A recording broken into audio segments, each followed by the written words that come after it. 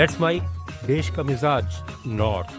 जम्मू कश्मीर के कश्मीर घाटी में ईरान के सर्वोच्च नेता अयातुल्ला अली खामेनेई की हत्या के विरोध में हुए प्रदर्शनों के चलते लगभग एक सप्ताह से लागू सख्त पाबंदियां आज पूरी तरह हटा दी गई। स्थिति सामान्य और शांतिपूर्ण बनी रहने के बाद प्रशासन ने सभी प्रतिबंध हटाने का फैसला लिया है। पाबंदियां हटाने के बाद घाटी में जनजीवन धीरे धीरे पटरी पर लौट रहा है। बाजार खुले, सार्वजनिक परिवहन सामान्य रूप से चलने लगा और लोग अपनी रोजमर्रा की जिंदगी में लौट रहे हैं। श्रीनगर के लाल चौक जैसे प्रमुख इलाकों में भी आवाजाही बहाल हो गई है। उच्च गति वाला इंटरनेट और प्रीपेड मोबाइल सेवाएं भी बहाल कर दी गई थीं, जिससे संचार पूरी तरह सामान्य हो गया है। उत्तराखंड के सरकार के 4 साल पूरे होने के अवसर पर हरिद्वार के बैरागी कैंप में जन जन की सरकार 4 साल बेमिसाल कार्यक्रम में गृह मंत्री अमित शाह मुख्य अतिथि के रूप में शामिल हुए। शाह ने विभिन्न विकास परियोजनाओं का लोकार्पण और शिलान्यास किया। इस दौरान मुख्यमंत्री पुष्कर सिंह धामी ने कहा है कि पिछले 4 वर्षों में डबल इंजन सरकार के नेतृत्व में उत्तराखंड ने अपूर्व विकास देखा है। उन्होंने जन कल्याणकारी योजनाओं, नए आपराधिक कानूनों, CAA के तहत नागरिकता वितरण और उत्तराखंड के दशक के संकल्प पर जोर दिया। सभी पुराने मिथक तोड़ते हुए, सभी परिपाटी बदलते हुए भारतीय जनता पार्टी को दूसरी बार प्रचंड बहुमत की सरकार के साथ सेवा करने का अवसर प्रदान किया था।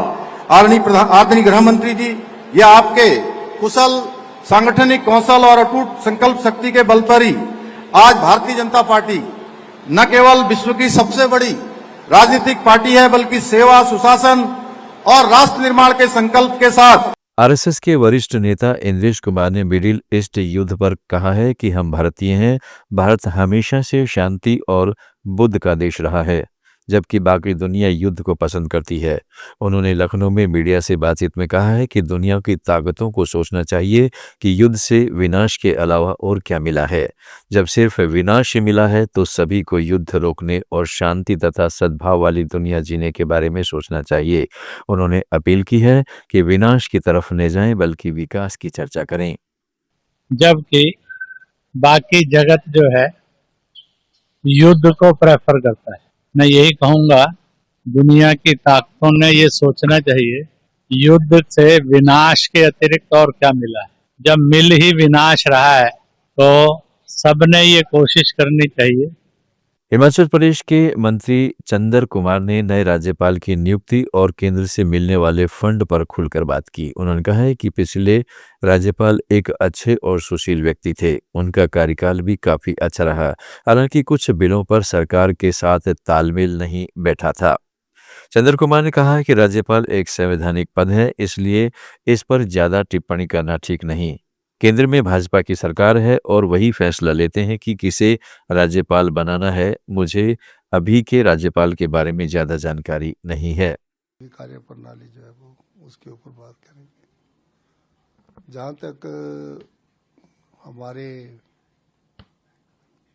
पैसे की बात है, पिछली बार डिसास्टर में हमारे प्राइम मिनिस्टर जो है वो हिमाचल प्रदेश में आए और हम 3-4 कैबिनेट मिनिस्टर्स थे और हमारे मुख्यमंत्री थे। चीफ सेक्रेटरी ने बहुत अच्छी रिप्रेजेंटेशन जो है वो वहाँ पर हमारे लॉसेस वगैरह के बारे में दी। दिल्ली की मुख्यमंत्री रेखा गुप्ता विज्ञान भवन में महिला विचारकों के राष्ट्रीय सम्मेलन भारतीय नारी से नारायणी में शामिल हुई। इस दौरान उन्होंने कहा है कि नारी से नारायणी और हमारे देश में इस बात का अपने आप में एक बड़ा प्रचलन है। इतिहास से, हमारी संस्कृति से, वेदों से कि महिलाओं को किस स्वरूप में पूजा जाता है, माना जाता है, वो अपने आप में महान है। देवी स्वरूपा मानकर सदैव नारी शक्ति की आराधना हमारे देश में की जाती है। में क्या सोचते हैं, हम सब एक दूसरे को कैसे चीयर अप करते हैं, प्रोत्साहन देते हैं या बढ़ावा देते हैं।